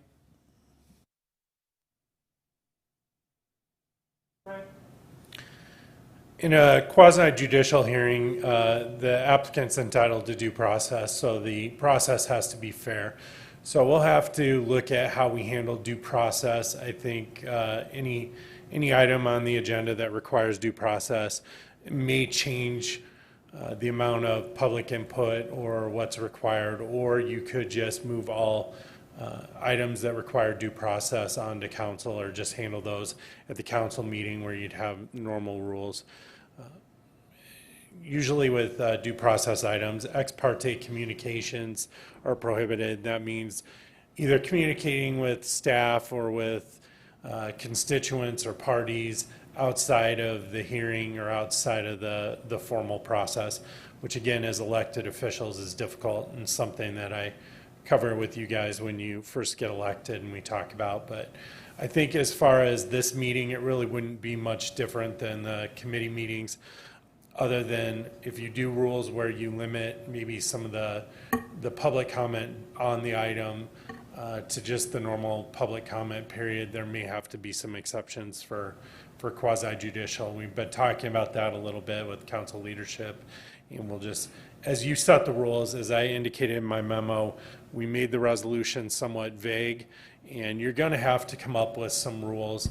You know, I know there were comments about the memo. The memo is just some guidance and some general direction from one of the directors about how they viewed it, and I think it's shared by a lot of the department director level. But ultimately, this is going to be your meeting, and you are going to have to decide what you want the rules to be for this meeting. Yeah, thank you. And that's my big caution, to make sure that we do things the right way. Let me say what I like about this. I love the idea of saving staff time. I love the idea of hearing more from our directors. They are paid professionals, and I do think giving you opportunity to share at these meetings, because I just gave you most of my time today just to hear from you. So those are great, us to have dialogue. My only thing is that we just make sure it's open to the public per South Dakota law, which I think we will. And I like the accessibility of using technology so that people who are not able to attend in person are able to view and hear what the dialogue is, so they know so they can give us feedback before we make decisions. Sometimes these committee meetings serve as a, the newspaper or the television news will put it on there. That's the emails and feedback that we get so that we make the best informed decisions representing our constituents. That's my big, if I have a concern, that's it. Just making sure that people know what we're talking about. And so even though it's open to the public, it's not so much just about filming. That's kind of minimalizing what I'm saying. It's more about openness. And right now we're very open. I love that. But I also love the idea of saving time and making sure that that we hear from all sides while protecting due process, especially in quasi-judicial matters, which includes if we have conversations outside of our meetings, ex parte communications, that we disclose those during the process. And Joel, you would do us a big favor by making sure we can distinguish what is quasi-judicial and not, because sometimes those seem clear sometimes, and other times they may not. And it might be best to kind of categorize that for us. So with that, I know there's more conversation. If this passes, we can talk about more of the details of who, what, when, where, how, and whatever. But just wanted to put that out there. Let's make sure that we fight for openness. I think this council is committed to that, which I appreciate. And I look forward to hearing from your comments. Thank you. Thank you, Mayor. For anybody just tuning in or not quite understanding what we're doing, right now, the way city functions with our agendas and our committee assignments, we first have a pre-agenda review meeting, then we have an agenda review meeting, and then we have our committee assignments, and if there's a presentation, sometimes that's 2 more meetings. So we're looking to take 3 meetings, possibly 4, and bring them into 1. That being said, understand that this is 15 to 16 months in the making. I started not this past summer, but 2 summers, and reached out to our department directors to get their input. So I don't want us to be really hung up on this memo that was generated by Director Young or by Director Landine. So I think we're our department directors to get their input. Who did that? So, again, anybody who knows me, I am very inclusive and try to be as transparent as possible. So we do want the public to show up. If anybody tuned into our legal and finance meeting last week, we had some discussion of like where it would be. And if we look through these memos, we really want to be on the same page with our directors and our staff. So I'm a little reluctant to have it here in council chambers, being that we're placed up here and then everyone else is out there. Ideally, when we were talking about this, and again, we're in this movement to make it fit and work for us, I think we just need to be in a conference room. I believe everybody on this dais has been in an agenda review meeting, maybe with the exception of one person. And there we have our open dialogue. I get a little concerned when someone says it's a deal breaker if it's not going to be filmed. Again, this is not some backroom deal that we're talking about doing. We're talking about being open. And if we are asking our directors and our staff for their input and they know that they're being filmed, they might not be as forthright as we need them to be. So that's not saying it can't be filmed, but I think what we just need to do is look at this as a big agenda review meeting where we can have open, honest dialogue and conversations about the facts that are at hand. And this might expedite our city council meeting. I'm not looking to get our meetings done in 5-10 minutes. But if there is something that it's just not the right time for our city, maybe we can plan that out. And anybody can attend. You can call in. We have that option now, and the public is welcome. So I just don't want to get to the point where we feel like we have to film everything to cover ourselves. We don't film at the airport board meetings. We don't film at our senior center meetings anywhere else. We need to have some level of trust here. So I suggest we move forward on this. There is one point I would like to make. Vice Vice President Lehman and I proposed to do that on, start this on 11/11. That happens to be Veterans Day. So I will rescind that proposal and maybe make it for that Tuesday, November 10th. And then going forward, the off weeks of Wednesday at, did we decide 12:30? 12:30. 12:30 on Wednesdays, with the exception of Veterans Day. So I will leave it at that, and I look forward to more input and discussion on this. Thank you. Darla Drew. Thank you very much. I think most of you know that I'm not in favor of it. But when people have put this much work into something, I think I'd have to at least give it a chance. And I'm going to give this a chance. I like the smaller meetings, and I've made that very clear that I thought it was good developing grounds for some of our newer council members. I would like to have it here. I would like to have it filmed.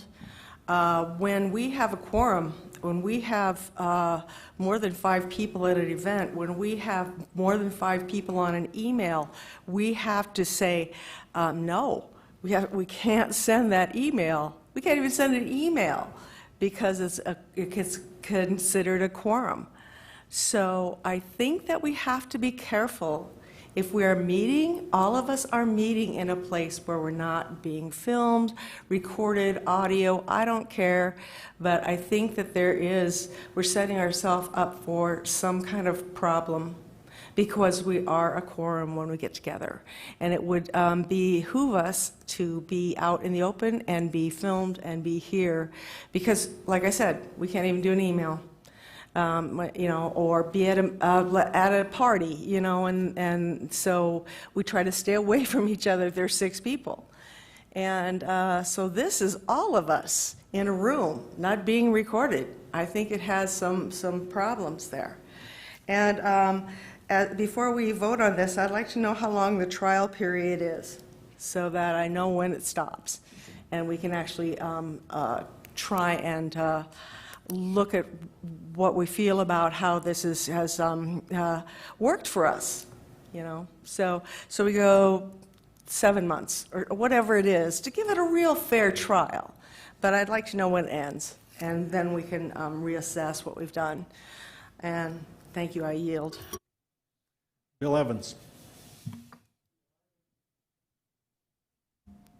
I've been totally in favor of something like this for the last year since I got in here, because my big problem is that we never have a chance for any dialogue between the members of the council. My concern in how this is manifesting itself right now is that if we in any way sort of disassemble the 2 committees, I see that as a problem in that people really don't have time to research everything they need to do. There must have been a reason why they went to a Legal Finance Committee and a Public Works Committee in the first place. It's most likely because people that have jobs don't have time to get out and actually find out every single thing about every issue on these things. They're counting on the research of some of the other members who are on those committees to do the in-depth research. So I know Richie and I are the only 2 people here that don't have to go to work. And so we could probably do it all. It would become a full-time job. And I know Richie wouldn't mind doing it because he does it anyhow. I don't know about me. But I still think it's important that we have assignments so we do some of this background work so we can bring what we found to the other people rather than just, throw it out there, everything's combined, and then you don't really know what you're talking about when you're coming to the meeting, because then it's going to be a big discussion and there's not going to be really any dialogue that goes on. And if we have too much public input, I see that as cutting down the chance to share these ideas and figure out a solution and nip problems in the bud, say, like the alley lighting thing that came up that really isn't an issue, but it became an issue, and then it wasn't one because nobody knew what was going on. We need that dialogue to stop those things from happening in the first place. So I don't see any reason why it couldn't be filmed. I don't know if there's any reason for public dialogue at those meetings unless we actually request somebody to come and explain it, and we'd have the chance to invite them, because they'd have a chance to formulate their rebuttal for the next council meeting and address it then, and they could speak then. So that'd even give them a chance to get their questions together over the next 3 or 4 days. So Thank you for doing this. I think it's a step forward. Thanks. Laura Armstrong. Thank you, Mayor. And real quickly, this is not unprecedented. When I initially started doing this research, I called down to Colorado. There are various places in Utah. Director Young might know of some other cities that do this. And I called down there, again, it wasn't last summer, but 2 summers ago, and everyone was a little nervous when they moved this way, but now they said that they wouldn't do it any other way. I greatly appreciate everybody having an open mind about this, especially those that are kind of set in our ways of doing things. But I think it's just a matter of saving time, which equates to money. I just see the win-win about it. And if Mr. Landine can address the concerns that Ms. Drew had said about the quorum issues, I would appreciate your feedback on that. Thank you. Thank you, Mayor.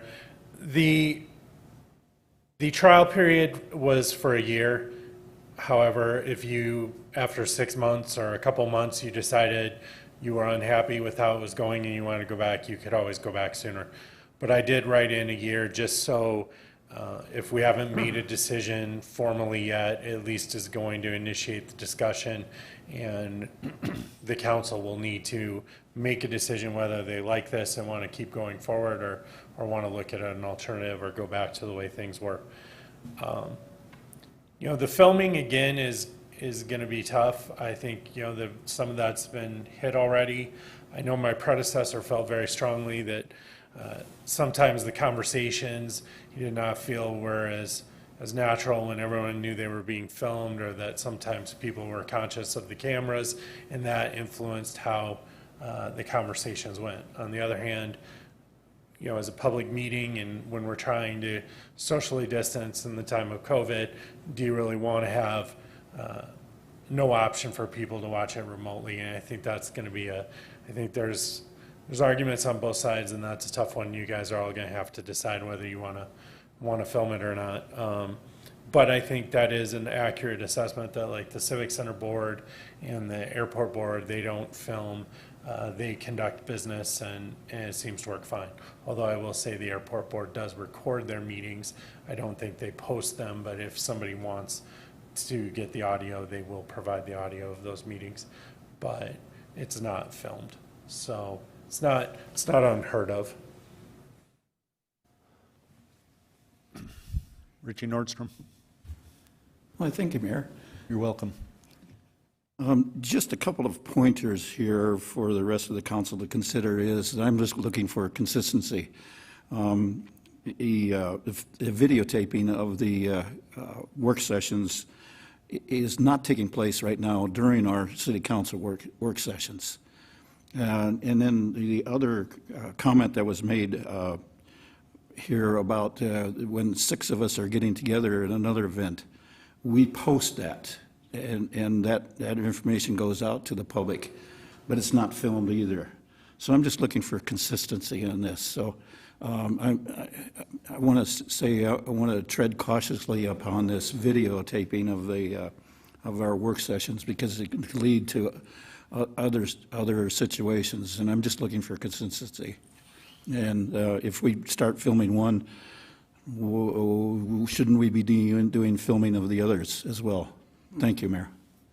Okay, I have the motion on the floor is to approve. I have a couple of comments before we go to a vote, and that is that I think the biggest risk here with this program is possibly overthinking it. The legal finance and public works meetings, the committee meetings, were made as preparatory meetings for the city council meeting to prepare the members and to prepare the items appropriately for the policy discussion and approval or disapproval process at the council meeting itself. So those 2 committee meetings are not required by law. They were adopted by the city in the 70s, and they've not always saved time or done a great job prepping, but sometimes they have. So this is just a new approach, a less formal approach, and I think we're a little bit hung up in the terminology here. You guys call your council retreats working sessions. You don't want to call them retreats because it sounds like you're goofing off. But really, when the council gets together to handle housekeeping deals, and they post the notice that they're going to be doing this, no city action is taking, and they go over procedural things or housekeeping items. And so that's, realistically, that's a retreat or an off-site meeting. And this work session, there's probably a better term for this as well, but we haven't thought it up yet. So, and as far as the fine details, you're not passing a law here. So you're not bound by anything in that resolution.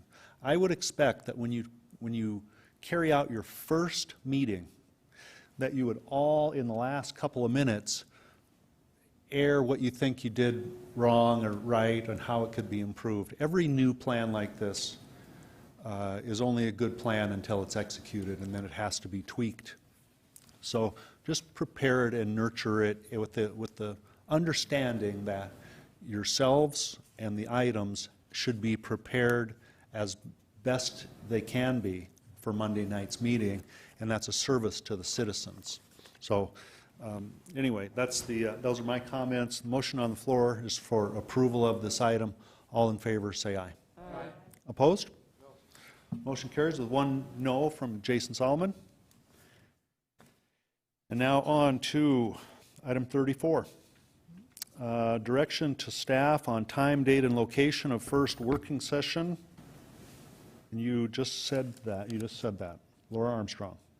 Yes, I'd like to amend that, please, due to the November 11th Veterans Day holiday. I would propose November 10th for the initial working session, and then therefore every off Wednesday at 12:30 going forward for the trial period. Did I say that correctly? That's the motion. Okay, that's a motion by Armstrong and a second by Nordstrom. Starting when again? November 10th, 12:30. Okay. All right. Pat Jones. Thank you, Mayor. Just quickly, we have a special city council meeting scheduled for November 10th at noon. That is to canvass the votes, is that correct? So that would just be after that meeting then? Okay. Thank you. I yield. All right. All in favor of approval of 34, say aye. Aye. Opposed? Motion carries. Community development items 35, a request by Davis Engineering for Murphy Brothers Partnership, LLC, for a preliminary subdivision plan for proposed lots 8, 9, and 10 of Block 1, and Lot 1 revised, Lot 2 revised, Lot 3 revised, Lot 4 revised, 5, 6, 7, and 8, and 9, and 10 revised of Block 12 of Murphy Ranch Estates subdivision located on the northwest quarter of Section 14, and so on, Pennington County, South Dakota, generally described as being located south of Longview Road and east of Reservoir Road. Motion to approve by Nordstrom with stipulations, and a second to that effect by Lehman. And all in favor say aye. Aye. Opposed? Motion carries. Public hearing items 36 through 40. There are no speaker requests on these items. So we'll go to consent public hearing items 36 through 39. Will there be a motion? Move approval. Second. Motion approved by Jones, second by Solomon. All in favor of approving items 36 through 39, say aye. Aye. Opposed? Motion carries. Item 40, under non-consent public hearing items, approve resolution number 2020-071 and resolution 2020-072, resolutions to create a tax increment district and provide a project plan for the Homestead Street extension for property generally described as being located at Homestead Street, east of Elkvale Road, between Timmins Boulevard and Missoula Street. Second. Motion approved by Solomon, second by Jones. We'll go to Bill Evans. I just want to say about this, I'm really happy that this is finally happening. The people going out to East Middle School, I heard that from my traveling teachers for years, what a pain it was. I hear that as I went door to door to run for this position. And I think the people in that neighborhood are going to be thrilled that this is finally happening. And I think it's a perfect example of how a private-public cooperative effort can really make people happy. I think people will be happy with this one, so I hope everybody votes for it. Thank you. Jason Solomon. Thank you, Mr. Mayor. 100%, Mr. Evans. I agree. I think the idea, and I appreciate this council being open to make sure that we have housing.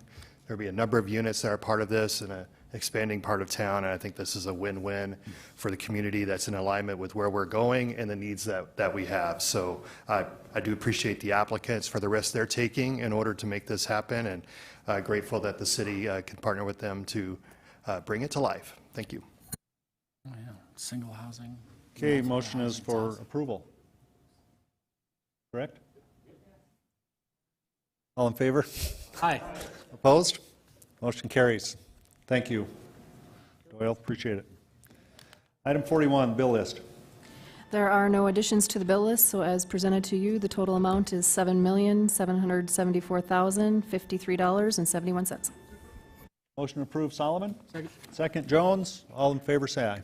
Aye. Opposed? Motion carries. Motion to adjourn by Armstrong. Second by Nordstrom. All in favor, say aye. Aye. We are adjourned. Thank you, everyone.